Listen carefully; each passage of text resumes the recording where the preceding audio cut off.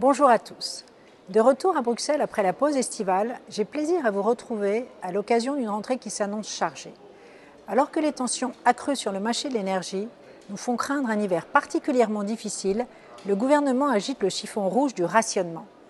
On demande aujourd'hui aux Français de se serrer la ceinture. Or, le risque de pénurie d'énergie, c'est aussi la conséquence des choix erratiques des précédents gouvernements qui ont saccagé les capacités de production du nucléaire en fermant Fessenheim pour finalement réouvrir une centrale à charbon à Saint-Avold en octobre prochain.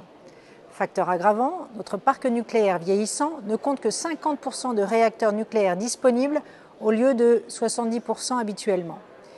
Il est urgent de revoir notre politique énergétique en privilégiant évidemment le nucléaire, qui est une source de production d'électricité non intermittente la plus décarbonée, afin de sécuriser notre approvisionnement d'électricité et lutter bien sûr contre la hausse des prix de l'énergie.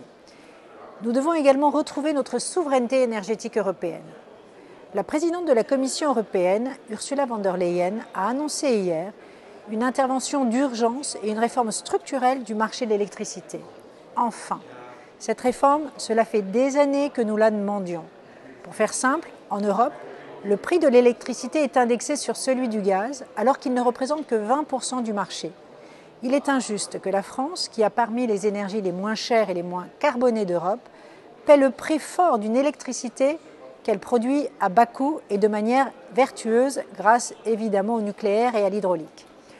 La France, je le rappelle, émet 2 fois moins de gaz à effet de serre que l'Allemagne.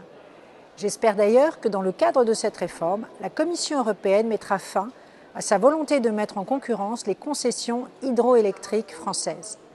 L'hydroélectricité, c'est une énergie renouvelable à bas coût, non émettrice de gaz à effet de serre, qui représente plus de 60% des énergies renouvelables et 12% de l'électricité en France.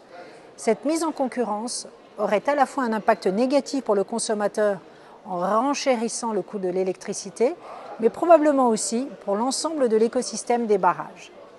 Vous pouvez compter sur moi naturellement pour me battre, pour protéger